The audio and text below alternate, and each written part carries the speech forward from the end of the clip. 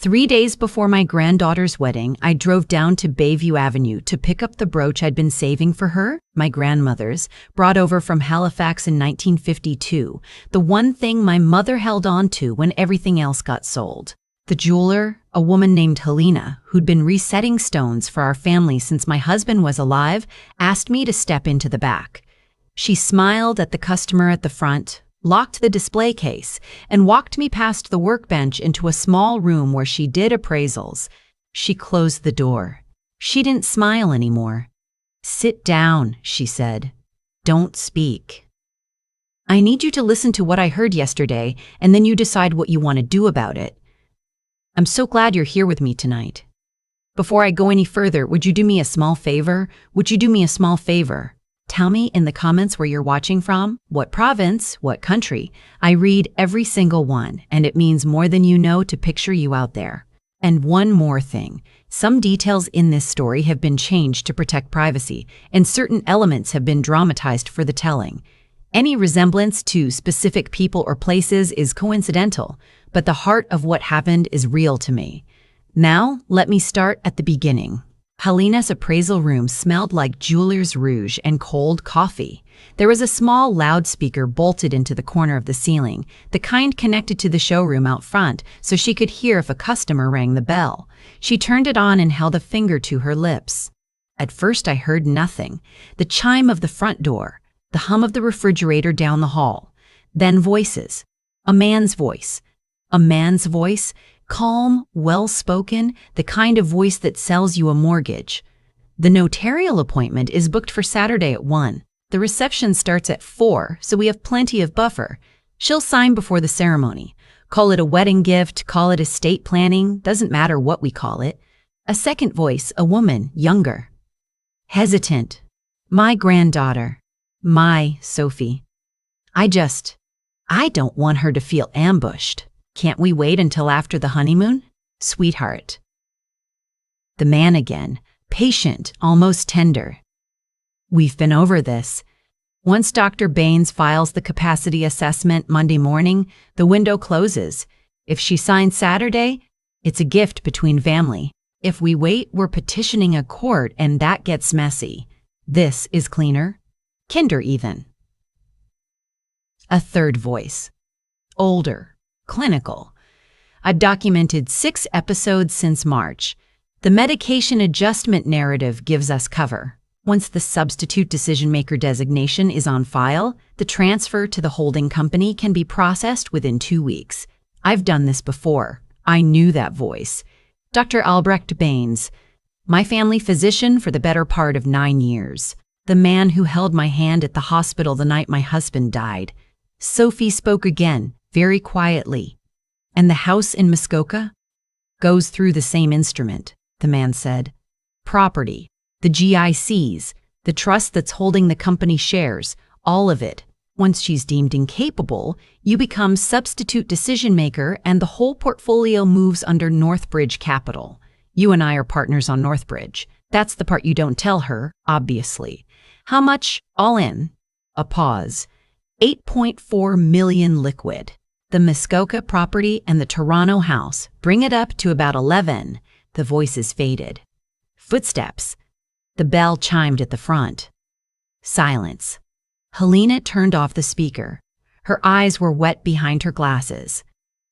They were here yesterday afternoon, she whispered. I was up front. I served them coffee. I didn't know what they were talking about until I heard your last name. I didn't say anything for a long time. I sat in that little room with the smell of polish in my nose, and I thought about the last time Sophie had stayed with me, how she made tea and folded the throw on the sofa the way I like it folded, and I thought she sat there knowing. She drank my tea knowing. Helena reached across and took my hand. What do you want to do? She asked. I want my brooch, I said. My voice sounded like it belonged to someone else. And I want to go home. She nodded, went out to the front, and came back with a small velvet box. I put it in my purse and came back with the small velvet box. I put it in my purse. I thanked her. I told her she'd done a brave thing and I'd never forget it. Then I walked out into the November afternoon and the wind off the lake hit me.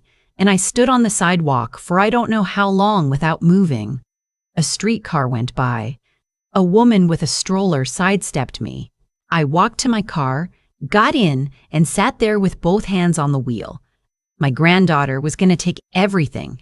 My doctor was going to lie to a court. The man she was marrying. Tristan Holloway. That was his name, Tristan, with 2 L's, the way he insisted on it. He was going to walk me out of my own life by Christmas. I did not cry. I think a part of me was waiting for the crying part, but it didn't come. What came instead was a kind of cold, slow clarity, like the way water gets just before it freezes, heavier somehow.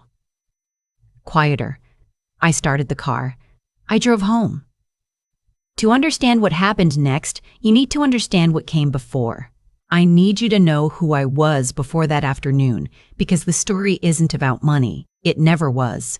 I'm 68 years old. My name doesn't matter for the telling, but you can call me grandmother. That's what Sophie called me, ever since she could talk. Not grandma, not Nana. Grandmother. 3 syllables, formal, the way her mother taught her. Her mother, my daughter, passed away when Sophie was 7. Breast cancer, caught too late. After the funeral, my son-in-law remarried within 2 years, and the new wife was kind enough but had no real use for a stepdaughter who looked exactly like her dead mother. So Sophie came to live with me and my husband Donald in our house in Forest Hill, and we raised her. Donald died of a stroke in 2014. Sophie was 19. We held each other on the kitchen floor and cried until neither of us could breathe. And then I got up and started making phone calls because that's what I do. I make phone calls. I solve things. I keep going.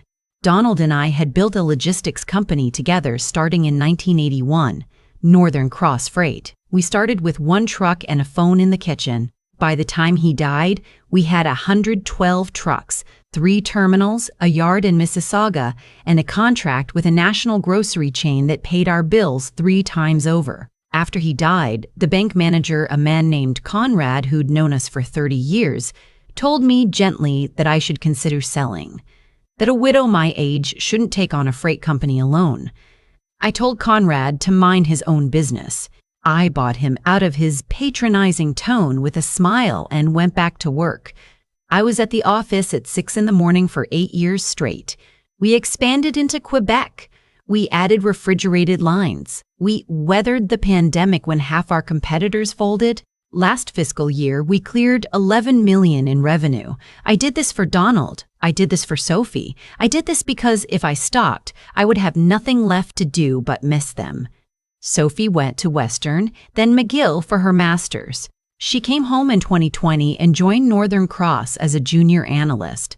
No special treatment. She earned her place. By 2023, she was managing client relations and doing it well. I was so proud of her I could barely speak about it without my eyes filling. Then, last winter, she met Tristan at a charity event at the Royal Ontario Museum. He was 34, a wealth management consultant with a firm in the financial district, polished as a riverstone. Yale MBA. Played squash. Volunteered with a literacy program. The kind of man you'd describe to your friends as promising. He was attentive to me from the first dinner. He asked about Donald. He asked about the company. He listened with both eyes when I spoke. I should have known then. Nobody listens that well unless they want something. Within 6 months, they were engaged. The wedding was set for the 2nd Saturday of November at a venue up in the Caledon Hills, a converted barn property with cedar beams and string lights and a price tag I don't want to repeat. I paid for it without hesitation. It was Sophie's day. She'd lost her mother. She deserved every chandelier. Around April, Tristan started suggesting things. Light, casual things. Grandmother, have you thought about a power of attorney for property? Just to make life easier.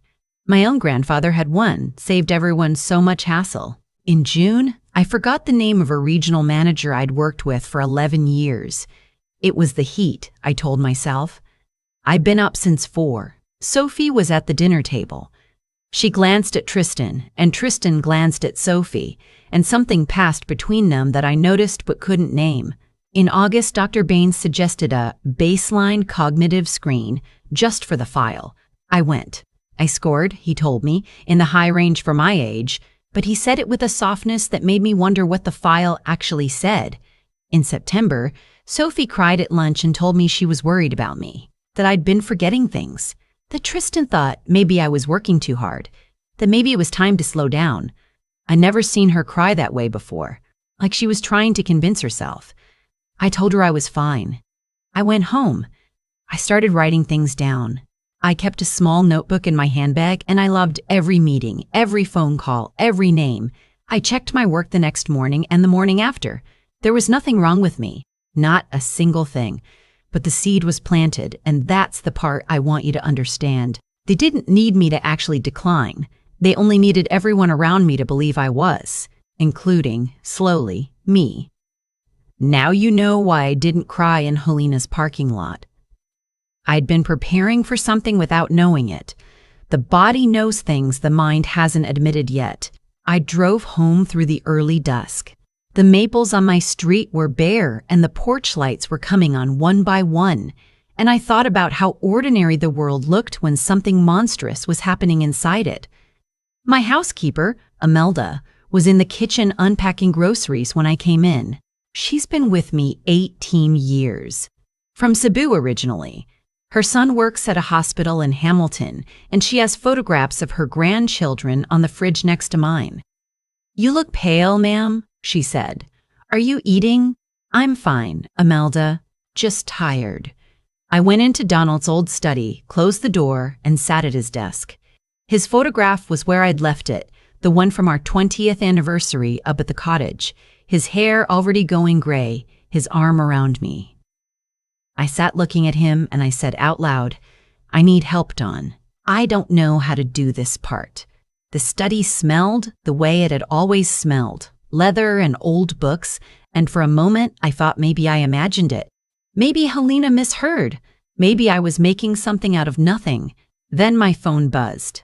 A text from Sophie. "Love you, grandmother." 3 more sleeps? I stared at the heart for a long time. I texted back, "Love you too, my darling." Then I picked up the phone and called my lawyer. Margaret Holroyd had handled my affairs since Donald passed. 62, sharp as a paring knife. 3 grandchildren of her own. She picked up on the second ring even though it was after 6. "It's me," I said. "I need to come in tonight. Can you stay?" "Tell me what's wrong. Not on the phone. Come now. I'll wait." Her office was on the 29th floor of a building on King Street, and the cleaners were running their vacuums when I got off the elevator. Margaret met me at the door of the firm, walked me back to her office, closed the door, and poured me a glass of water without being asked. I told her what I'd heard. Word for word, as best I could remember. She didn't react the way I expected. She didn't gasp. She didn't pat my hand. She took out a yellow legal pad and started writing, and the writing itself was reassuring because Margaret only writes when she's already thinking 3 moves ahead. "Northbridge Capital," she said. "Have you ever heard that name before?" "No." "I'll have it incorporated and pulled by morning. If Sophie is listed as a director or shareholder, we'll know." She tapped her pen. "The capacity assessment is the linchpin. If Baines files a formal opinion, we have to fight it from a defensive position. If we get an independent assessment first, we control the timeline." "Margaret, the wedding is Saturday." "I know. What do I do?" She put her pen down. She looked at me for a long second. "You have 2 options. Option 1, you cancel the wedding. You sit Sophie down tomorrow morning, you tell her what you heard, and you give her a chance to choose her side. The risk is, if she chooses theirs, you've shown your hand. They move faster. They might petition the court Monday on emergency grounds, and now you're in a public legal fight with your own granddaughter. And option 2, you go to the wedding. You let it happen. You gather everything you need between now and Saturday, the corporate records, the medical records, the financial trail. You walk in there with proof, not suspicion, and you decide on Saturday what to do with it. That feels, Margaret, that feels cruel." "It is cruel," she said, "but it's the only version where you don't lose." I sat there for a minute. Then I said, "I need a private investigator, someone who can move fast." She nodded slowly. She opened her desk drawer and took out a card, plain white, just a name and a number, no firm. Ruben Vasquez, she said. He used to work financial crimes for the RCMP. He's expensive, he's discreet, he does not like wasting time. I took the card. One more thing, Margaret said. If any of this is real, if Tristan and Baines and Sophie are working together, there will be a money trail. There always is. Ruben will find it. But grandmother? And this was the only time she ever called me that, and the only time her voice softened. You need to be ready for what he finds. Sometimes the truth is worse than what we suspected. I called Ruben from the parking garage. He answered on the first ring.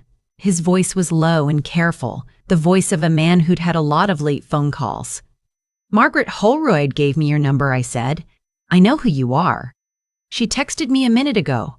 There's a diner on the Queensway, west of the city. Open till 11. Can you be there in 40 minutes? I was there in 35. He was already in the booth when I walked in, a man in his early 60s, gray hair, cropped close, a black coffee in front of him and a small notebook open. He stood up when I came in, shook my hand once, sat down. He didn't smile. I appreciated that. I told him everything. He wrote in clean, small handwriting. He didn't interrupt once. When I finished, he looked up. 3 things first, he said. I'll need access to your corporate filings, banking records for Northern Cross and your personal accounts, and full names and dates of birth for Tristan, Sophie, and Dr. Baines. Can you get me that tonight? Yes. Second, don't change your behavior. Don't act differently around Sophie or Tristan. Don't cancel any plans. Don't visit your lawyer again until I tell you it's safe. Whatever they're watching for, don't give them. All right? Third. He paused. Your husband, Donald Whitaker. I looked at him. He hadn't asked for my husband's name. I hadn't told him. You knew him? Briefly. 2006. I was investigating a payroll fraud ring out of Etobicoke. They were targeting small to mid trucking companies. Your husband called the tip line. He'd noticed irregularities in a vendor invoice. Most people wouldn't have. He stayed on the file for months, testified, gave us records. We got convictions because of him. I couldn't speak. He was a good man, Ruben said quietly. I was sorry to hear when he passed. I read the obituary. He never told me, I whispered. He wouldn't have. That wasn't his way. I looked down at my hands and I felt Donald in the room with me for the first time in 9 years, not as a memory, but as something present, sitting in the booth across from me, saying, go on now, you've got help. Mr. Vasquez, I said, I need this finished by Saturday morning. It will be. Go home. Sleep if you can. I'll have a preliminary file for you by Thursday afternoon. I drove home in the dark. Imelda had left the porch light on. The house was quiet. I went to bed with my clothes still on and stared at the ceiling for hours, and at some point I fell asleep because at some point I woke up. Thursday afternoon, Ruben came to my house. So did Margaret and Conrad. Yes, the bank manager. The same Conrad I'd brushed off years ago, now retired, but still the only person on earth who knew my finances better than I did. I'd called him Wednesday morning. He came without asking why. We sat in the dining room. Ruben had 3 folders. The first folder was Tristan. He has a gambling problem, Ruben said. He laid out screenshots and statements. Online sports books, mostly hockey and tennis. He's been losing for 3 years. The number I can document is around $400,000 in personal debt, but there's another debt that doesn't appear in any bank record. He laid down a photograph. A man in a gray overcoat shaking Tristan's hand outside a restaurant on Yonge Street. Lev Karelin. He runs an unlicensed lending operation out of 2 private clubs. He doesn't take people to court when they don't pay. Tristan owes him approximately $1.6 million. The deadline appears to be the end of November. I stared at the photograph. I thought about Tristan at our Thanksgiving dinner, carving the turkey, joking with my brother-in-law. There's more, Ruben said. The second folder was Northbridge Capital, numbered company, registered in Ontario, March of this year. 3 directors. Tristan Holloway, Sophie Whitaker, and a holding company in the British Virgin Islands.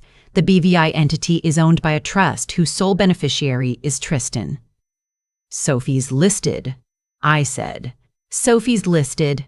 I looked at Margaret. She looked at me. It doesn't prove she knew everything, Margaret said carefully, but it proves she signed something. The third folder was Dr. Baines. This is the one I want you to brace for, Reuben said. He spread out 4 files. Albrecht Baines has been the family physician of 3 other elderly patients in the past 11 years, where guardianship or substitute decision-making was awarded to a family member or partner, and where the patient's estate was substantially liquidated within 24 months of that designation. 2 of those patients are deceased. 1 is in a long-term care facility in Pickering and is no longer verbal. The 4th, he pulled forward a photograph of a woman in her 70s, sharp-eyed, white-haired, sitting in a sunny kitchen. Her name is Roisin McAllister. She fought back. She hired a lawyer. The case settled out of court and the records were sealed, but she's alive and she's willing to speak. Speak where? Wherever you need her to. I closed the folder. I went to the window and looked out at the back garden, at the maple Donald had planted the year Sophie was born. Bare now, the leaves all swept away. How much time do I have? I asked. The wedding is Saturday at 4, Margaret said. The signing is at 1. Reuben thinks the asset transfer will execute Monday morning if the documents are filed. Then we do it at the reception, I said. I turned around. After the ceremony, before the signing of any document, during my speech. Margaret took a slow breath. You understand what that means? I understand. Conrad spoke for the first time. If you do this publicly, Sophie's life as she knows it is over. Sophie's life as she knows it is already over, I said. She just doesn't know yet. The only question is whether I let Tristan and Baines walk out of that reception with her, or whether I take her back. Reuben nodded once. Tell me what you need. I told him. The next 36 hours were the strangest of my life. I went to the rehearsal dinner Friday night at a restaurant in Yorkville, and I smiled, and I made a toast, and I let Tristan kiss my cheek. I let Sophie hold my hand. I told her she looked radiant. I meant it. Whatever else was true, my granddaughter was beautiful, and a part of me was already grieving her. At one point during dinner, a man walked into the restaurant. Tall, dark wool coat, no scarf. Didn't take off his coat. He stood near the bar and ordered a club soda. Tristan saw him and went very, very still. The man didn't approach. He just stood there, drank his club soda, paid, and left. Tristan's hands shook for the rest of the meal. He told Sophie he'd had too much coffee. I knew the man's face from Reuben's folder. Lev Karelin had come to the rehearsal dinner just to be seen. That night, I lay in bed and rehearsed what I was going to say. Not the speech I'd written, the soft one about love and partnership, but the other one, the real one, in my head, line by line, until I could say it without my voice breaking. Saturday morning was clear and cold. The kind of November day where the sun is bright but doesn't warm anything. I dressed in the silver gray gown I'd had altered weeks ago. I put on the small pearl earrings Donald had given me on our 30th anniversary. I put my grandmother's brooch on the lapel. The barn at the venue was beautiful. Cedar beams hung with white ranunculus and eucalyptus. 140 guests. Sophie's friends from school, my colleagues from the company, 3 couples Donald and I had known for 40 years, some of Tristan's family from out west, Tristan's Yale friends who all looked the same. Sophie wore my mother's pearls in her hair. I walked her down the aisle myself. There was no father to do it. She held my arm and she shook a little and she whispered, "Thank you, grandmother. I love you so much." And I said, "I know, my darling. I love you too." And I meant it. I want you to understand. I meant every word. The ceremony was lovely. The vows were lovely. They kissed and everyone clapped and my eyes filled with real tears because she was my granddaughter and a part of me will love her until the day I die, regardless of what came next. At the reception, the band played the song Donald and I had danced to at our wedding, and Sophie and Tristan had their first dance. And then the master of ceremonies, a lovely woman named Diane, picked up the microphone and said, "And now, the bride's grandmother, who raised her, would like to say a few words. I stood up. I walked to the small stage. I took the microphone. I looked out at the room, at the candles, at the faces of people I'd known for decades, and at Sophie in her white dress, and at Tristan beside her with his hand on her back. "Good evening," I said. "Thank you all for being here on this beautiful day."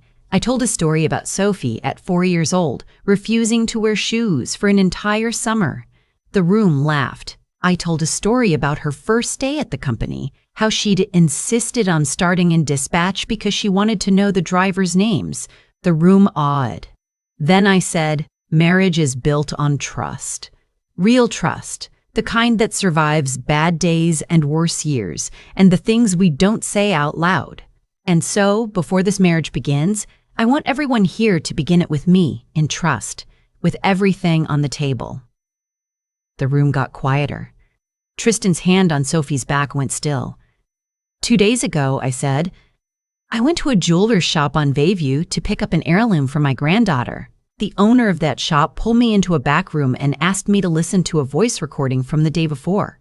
On that recording were 3 voices. One of them was my granddaughter's fiancé. One of them was my family physician. And one of them was my granddaughter. The room went absolutely silent. I nodded toward the back of the room. Ruben pressed a button on a small remote. The wedding screen behind me, meant for slideshows of the couple, lit up. The first image was a corporate registration document. Northbridge Capital, I said. Incorporated in March of this year. 3 directors. The third is a holding company in the British Virgin Islands, beneficially owned by Tristan Holloway. According to documents Tristan asked my granddaughter to sign Saturday afternoon, today, 2 hours from now, the entirety of my company, my home, my property in Muskoka, and the trust holding my late husband's estate would be transferred to this entity within 14 days. The instrument by which that transfer would occur is a substitute decision-making designation triggered by a capacity assessment that Dr. Albrecht Baines was prepared to file Monday morning. A woman at table 6 made a sound I'll never forget. I clicked to the next slide. It was Tristan's photograph with Lev Karelin. Tristan owes $1.6 million to a man who is not the kind of man you can owe $1.6 million to. That debt comes due on November the 28th. The sale of my assets was the plan to pay it. Tristan stood up. Grandmother, please, there's been... Sit down, Tristan. He sat. I clicked again. Royce and McAllister in her sunny kitchen. Dr. Baines has done this before. I will not name the other patients out of respect for their families. I will only say that the woman on this screen is alive, is here today by video link, and has agreed to speak. The screen split. Ryzen appeared live in real time in her kitchen. My name is Roseanne McAllister, she said clearly. Dr. Baines told my son in 2019 that I had early onset dementia. I did not, and I do not. He fabricated assessments. My son believed him. I almost lost everything. I am alive today because I refused to sign a single document without my own lawyer present. If I had signed, I would not be in this kitchen. She looked into the camera. To the woman whose granddaughter is standing beside that man, please, don't sign anything tonight. Anything. The video ended. The room was so quiet I could hear the candles. I clicked one last time. The final slide was simply text, 3 names, 3 dates, 3 account numbers. These are the bank transfers, I said, from Tristan Holloway's personal account to Dr. Baines, dated July, September, and last month, $45,000 in total. Dr. Baines took it. The records are with the College of Physicians and Surgeons of Ontario as of 9 o'clock this morning. I lowered the microphone. I looked at Sophie. Sophie was standing now. Her face was the color of paper. Her hand was over her mouth. Grandmother, she whispered. The microphone caught it. You signed Northbridge Incorporation documents in March, my darling, I said, not unkindly, just truthfully. You signed them. I have your signature. What I don't know, what only you know, is whether you understood what you were signing. She started to shake. I thought, Tristan said, it was for tax planning. He said it was a structure to protect you. I didn't. I didn't know about the 8 million. I didn't know about Dr. Baines. I swear to you, I didn't know. Did you know, I said gently, that he was trying to convince me I was losing my mind? She closed her eyes. Tears went down her face. I told myself I was helping him help you, she said. I told myself you were tired. I knew it was wrong. I knew, and I kept going. The room was breaking open around us. I saw Conrad stand. I saw Margaret nod at someone at the back. 2 men in dark suits, RCMP, plain clothes, prearranged, walked toward Tristan's table. A third walked toward Director Stan's table. A third walked toward Dr. Siston's, Baines, who had been seated near the wall and was now trying to leave through the kitchen. Lev Karelin, standing at the back of the room where he had been since the ceremony. Yes, he came to the wedding just to watch, raised a hand at Tristan in a small mocking wave. Tristan started to cry. The officers led them both out, quietly, no shouting. The wedding band, bless them, didn't know what to do, so they did nothing, and the silence was its own kind of music. Sophie sank to the floor in her white dress. Imelda, who had come as my guest, who I had hugged that morning, got up from her table and went to her and held her, and didn't say anything at all. I stood at the microphone for one more moment. I looked at the room. I'm sorry, I said. I am so sorry to all of you that this had to happen here. But it had to happen here because by Monday morning it would have been too late. Please, go home to your families, hold them, and if you ever feel something is wrong, listen to that feeling. Listen to it the first time. I put down the microphone. In the weeks that followed, things moved the way Margaret said they would. Tristan was charged with fraud over 5,000, conspiracy, and uttering forged documents. The Karelin debt became a separate matter for the Crown. Dr. Crown. Baines lost his license within 3 weeks of the college's emergency hearing. 2 of his other former patients' families came forward. Civil suits are still pending, the last I heard. Northbridge Capital was unwound. Sophie was not charged. The Crown determined she had been manipulated, though she signed an agreement acknowledging her role and resigned from Northern Cross. She moved to Vancouver in January. She got a job in inventory management at a mid-sized firm. She started therapy. We did not speak for 4 months. In March, a letter arrived, 8 pages, handwritten in her looping script that hasn't changed since she was 12. She told me everything. The way Tristan made her feel chosen for the first time since her mother died. The way he made her doubt me, slowly, in pieces too small to notice on their own. The way she'd seen herself becoming someone she didn't recognize and kept going anyway, because going back felt impossible. She didn't ask for forgiveness. She didn't deserve it yet, she said. She just wanted me to know that she saw me now, and she saw what she had almost done, and she would spend the rest of her life trying to be someone worthy of the woman who had raised her. I read the letter 4 times. I sat with it for 2 days. Then I wrote back. I told her she had not been in my shadow. She had been my light, and I had been so busy carrying the weight of everything Donald and I had built that I had forgotten to put it down sometimes and just sit with her. I told her I'd been afraid of stopping ever since her grandfather died, because if I stopped, I'd have to feel it, and I hadn't felt ready. I told her I forgave her, not because what she had done was small, but because I was her grandmother, and that is what grandmothers do when their grandchildren find their way back. I told her she could come home for Easter. She came. She sat at my kitchen table, in jeans and a gray sweater, and her hair in a low ponytail, and she looked older and tireder, and somehow more like her mother than she ever had. We didn't talk about the wedding that day. We talked about the Mabel in the backyard, about Imelda's grandchildren, about a book she was reading. It wasn't reconciliation. Not yet. It was the beginning of one. If you stayed with me this long, would you do me one more kindness? Drop a comment that just says, I'm still here, so I know you walked the whole road with me. And tell me honestly, if you'd been in that jeweler's back room, would you have walked into that wedding and said what I said, or would you have found another way? I think about it most nights. I don't know if I did the right thing. I only know I did the thing that left a door open behind me, and Sophie walked through it eventually. I want to leave you with this. Not because it's wisdom, I'm not sure I have any, but because it's true. I built a company because I lost my husband and didn't know how to be still. I raised my granddaughter, but I think I raised her standing up, always on my way somewhere. I never sat down with her. I never let her see me afraid. And in the empty space where my softness should have been, somebody else moved in. Somebody who told her she was seen when I had been looking right past her for years. That isn't her fault. That isn't entirely mine either. But it is the lesson I keep now in the middle of the night. Don't be so busy protecting your people that you forget to be present with them. The people who want to take everything from you are watching for the gaps you leave between yourself and the people you love. Don't leave gaps. Sit down with the ones you love tonight.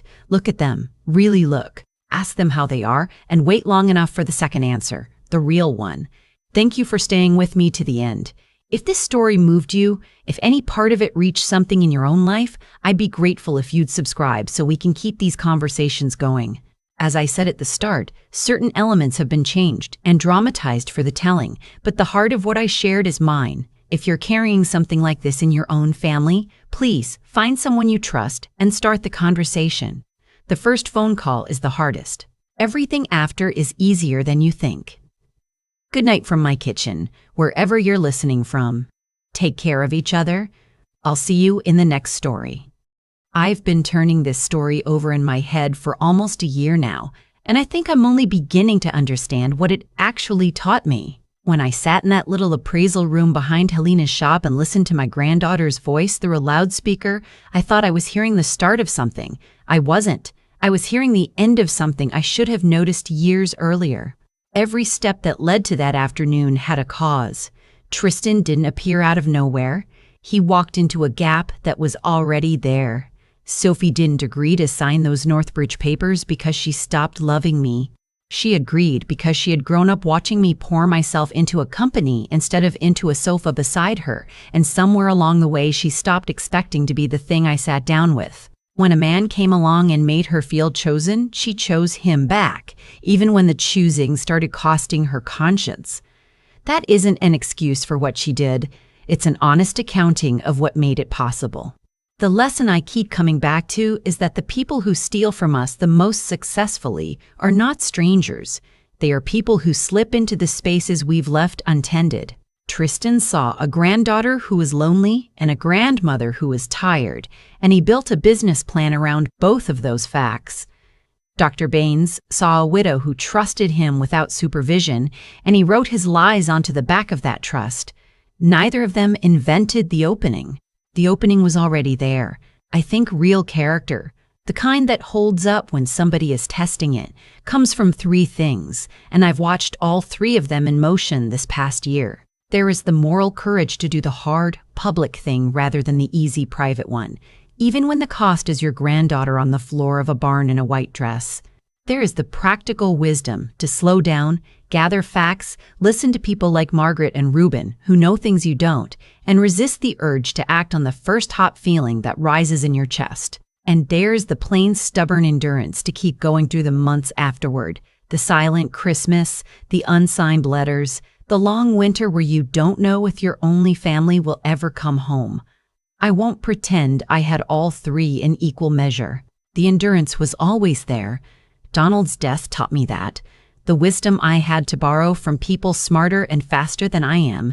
The courage was the hardest. I almost didn't speak that night. I almost let her sign and dealt with it Monday in court, quietly, the way Margaret first suggested. I'm glad I didn't. If there's one thing I'd ask you to take from my story, it's this. Don't wait until somebody you love is standing on the wrong side of a stage to find out who you are. Sit down with them tonight. Look at them, close the gap before someone else fills it. It was the kind of October morning that makes you believe everything is still fine in the world.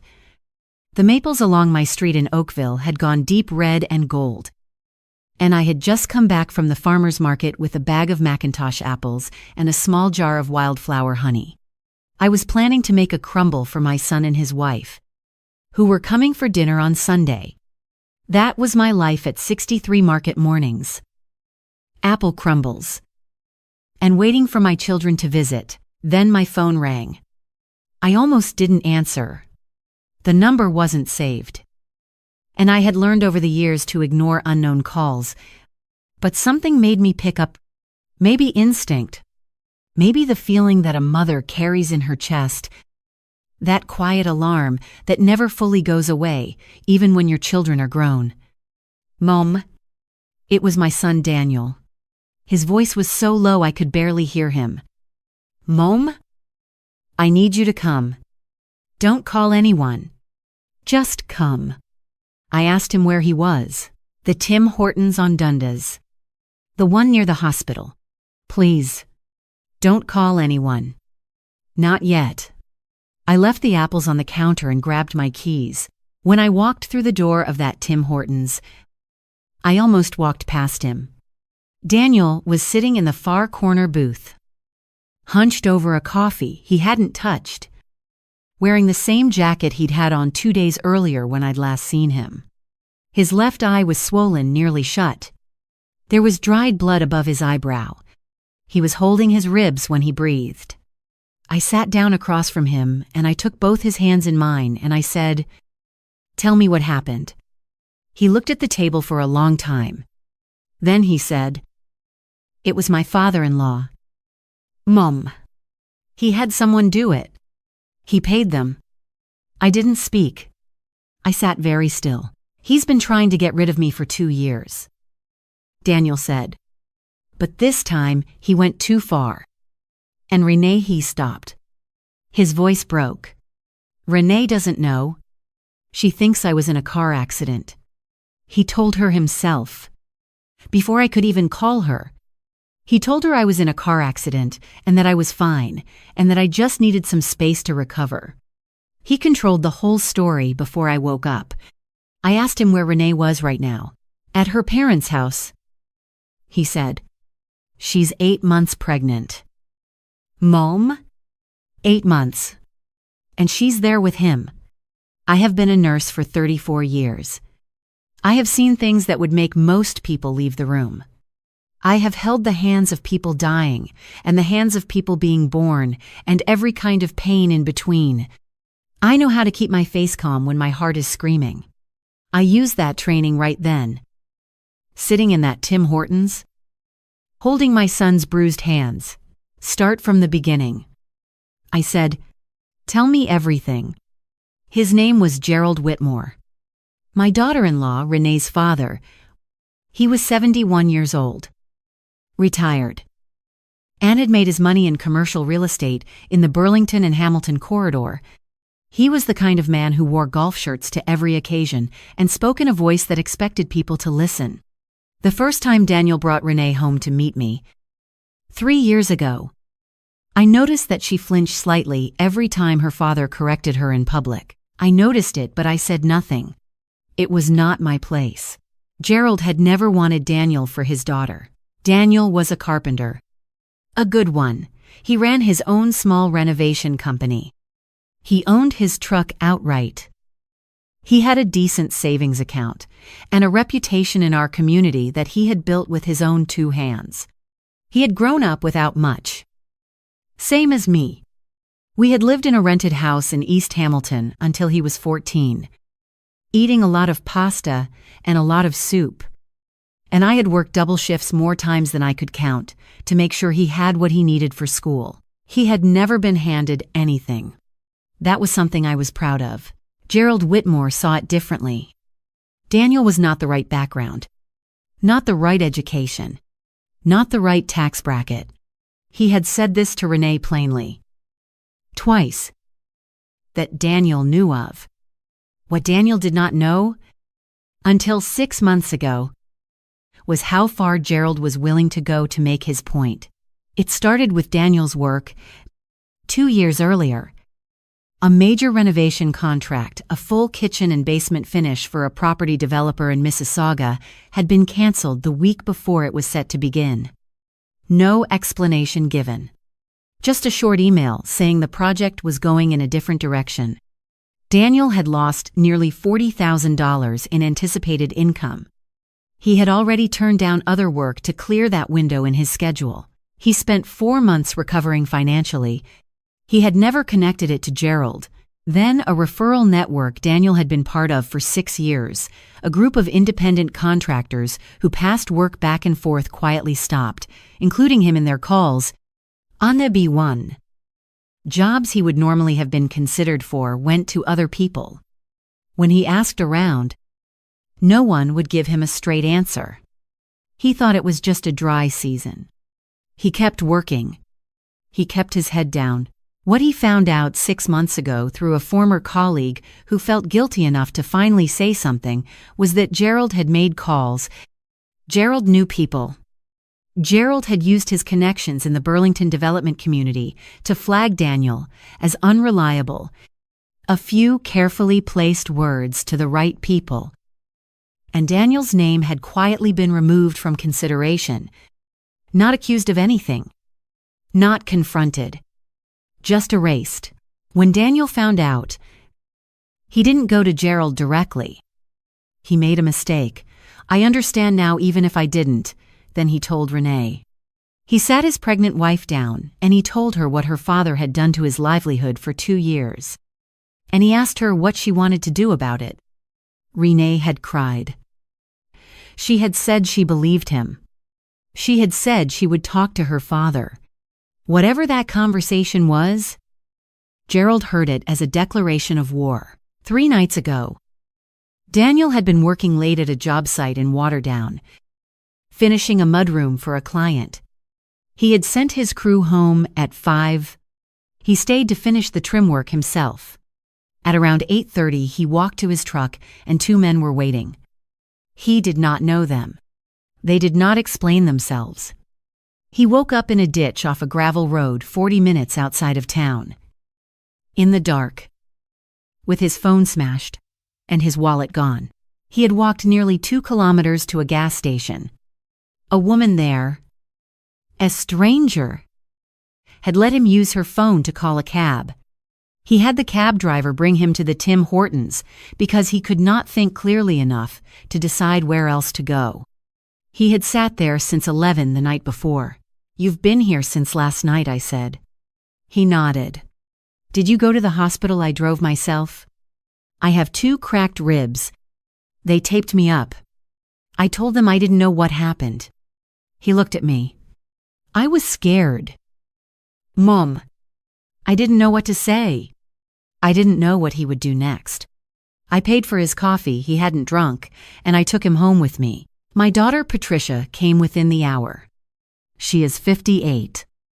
7 years younger than me, and she is the kind of woman who worked in social services for 22 years and then became a family law paralegal because she wanted to do more. She has seen every variety of person who uses money as a weapon against people they believe are beneath them. When I called her and told her what Daniel had told me, she was quiet for exactly 4 seconds. Then she said, "Don't let him go anywhere. I'm coming." The 3 of us sat at my kitchen table that afternoon. Patricia had her notepad. She asked Daniel questions the way she always does, steady, unhurried. Like she has all the time in the world and will not stop until she has the full picture. Daniel told her everything. The contract cancellation, the referral network, the conversation with Renee, the night in Waterdown, the 2 men. Patricia said, "Would you recognize them?" Daniel said he thought so. He described what he remembered: one taller, one with a specific tattoo on his forearm. A truck with no plates that he'd noticed just before they came at him. "You need to go to the police today." Patricia said, "Not tomorrow. Today, you file a report for the assault. You give them the description." And then she looked at him steadily. "We start building everything else." "What about Renee?" Daniel asked. "She's 8 months pregnant, and she's in that house with him. What if we need to get Renee out of that house," I said. Patricia looked at me. You can't go to the house yourself. I know. If Gerald knows Daniel told you, and he figures out we're moving, he could do something to complicate this. He could move money. He could get ahead of it legally. I understood what she was saying. 20 years earlier, before he retired, Gerald Whitmore had been a director on the board of a mid-sized property development firm. He still knew lawyers. He still knew people who knew people. If we gave him time to prepare, this would become something longer and harder than it needed to be. So we were careful. Patricia called a colleague of hers, a family lawyer named Susan, who worked out of a firm in downtown Hamilton, and explained the situation in general terms, asking what Renee's rights would be around her husband's safety, around the pregnancy, around leaving a family home with assets. Susan said she could clear time the next morning. Daniel filed the police report that afternoon. The officers who took his statement were thorough.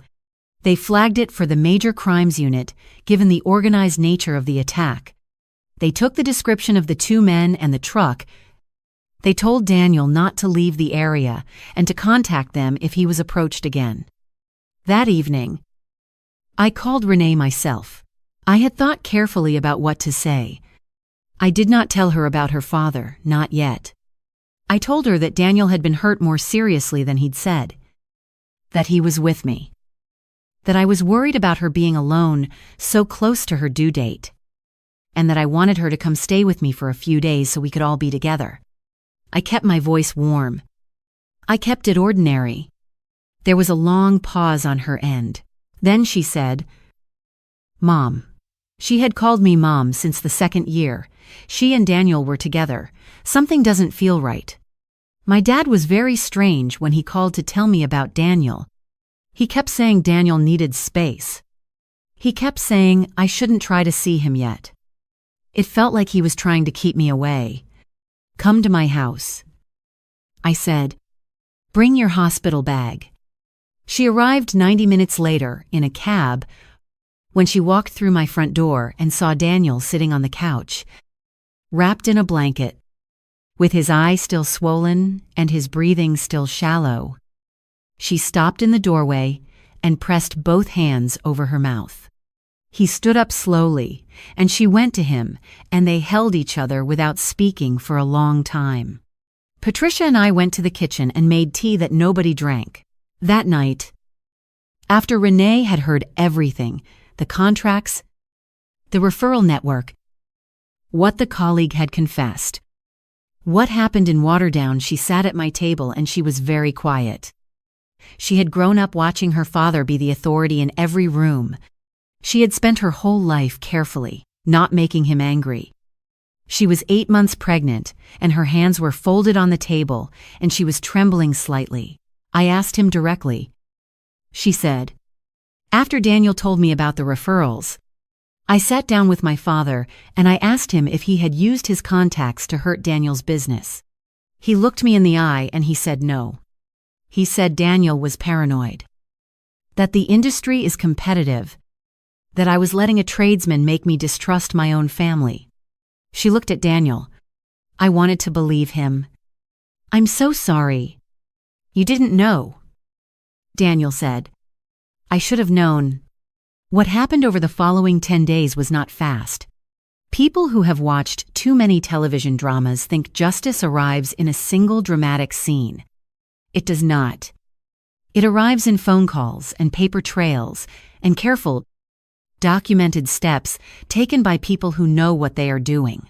The police identified one of the two men from Daniel's description, and the partial plate Patricia had helped him reconstruct from memory.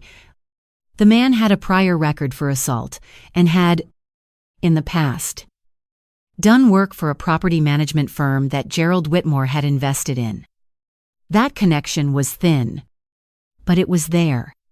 Detectives began asking questions. Patricia had been gathering financial records in the meantime, invoices, emails Daniel had saved over the years, the name of the colleague who had come forward about Gerald's calls to the referral network. She built a file. It was not yet enough for a civil suit, but it was becoming one. Susan, the family lawyer, said that if the criminal investigation produced a connection between Gerald and the two men, it would open the door to a civil claim for lost income. The $40,000 from the canceled contract, 2 years of suppressed referrals, the cost of the assault. Daniel had not done nothing. All those years he had simply not known there was anything to fight. Gerald Whitmore called Renee 4 times. In the first 3 days, she was at my house. She did not answer. On the 5th day, she sent him a text. I did not read it over her shoulder. That was between her and her father. What she told me afterward was that she had written 3 things that she knew what he had done. That she would not be bringing their child to visit him until this was resolved legally. And that she did not want to speak to him again until he had spoken to a lawyer and was prepared to take responsibility. He did not respond for 2 days. When he did, he called Patricia's number, which he had found through Renee's phone contacts. Patricia answered on the 2nd ring. She told me later that he was very calm, which was not surprising. Men like Gerald Whitmore are always calm when they believe they are still in control.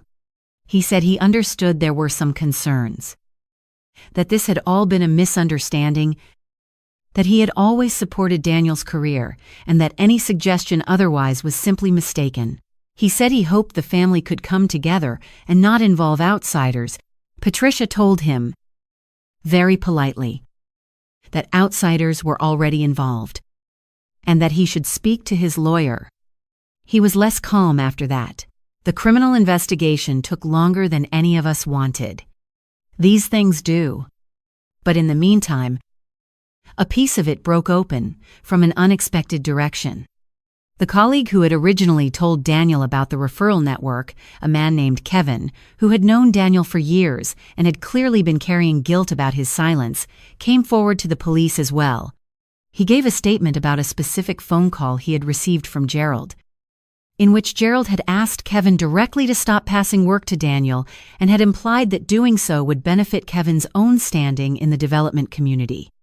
Kevin had complied at the time. He was ashamed of that. He said so in his statement. That call had taken place on a landline. There were phone records. 3 weeks after Daniel sat hunched over a cold coffee in that corner booth, Gerald Whitmore was charged with 1 count of criminal harassment and 1 count of counseling to commit assault. The 2 men he had hired had already accepted plea deals in exchange for their cooperation. Gerald's lawyer argued he was a senior citizen with no prior record and a pillar of the community. The Crown argued that Gerald Whitmore had systematically used his wealth and connections to destroy his son-in-law's livelihood and had ultimately paid to have him physically harmed. He was granted bail. He was not granted the quiet resolution he had planned.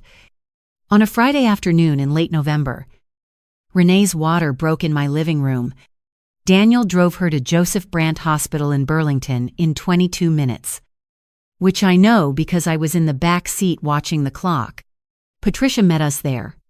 We sat in the waiting room together, and Patricia held my hand, and neither of us spoke very much. At 11:47 that evening, Daniel came to the waiting room door. He was wearing hospital scrubs over his clothes, and his eyes were very bright. "She's here," he said. "They're both good. She's perfect." They named her Claire. She weighed 7 pounds and 4 ounces, and she had Daniel's ears and Renee's dark hair, and she gripped my finger in her fist with a strength that seemed impossible for someone that small. I stood in that hospital room, holding her in the way I had not held a baby in over 30 years. And I thought about everything that had been done to try to prevent her from having the father she deserved. All the quiet sabotage, all the careful cruelties, 2 years of a man using his money and his connections to grind down another man's life. Not because Daniel had done anything wrong, but because Gerald Whitmore had decided who was and was not worthy of belonging to his family. And what had it gotten him? His daughter had not spoken to him in 5 weeks. His granddaughter had been born without him in the building. He was out on bail awaiting trial. His name was now in documents that would not go away. Daniel stood by the window watching the snow come down over the parking lot. He was exhausted and still slightly hunched from his ribs. And he looked like himself again. "You okay?" I asked. He thought about it. "Yeah," he said. "I think I actually am. I have one thing I want to say about men like Gerald Whitmore. Because I have thought about this carefully and I believe it is true. They are not unusual. They exist in many families, in many forms. They use money as architecture, building walls where they want walls and doors where they want doors. They believe this is their right.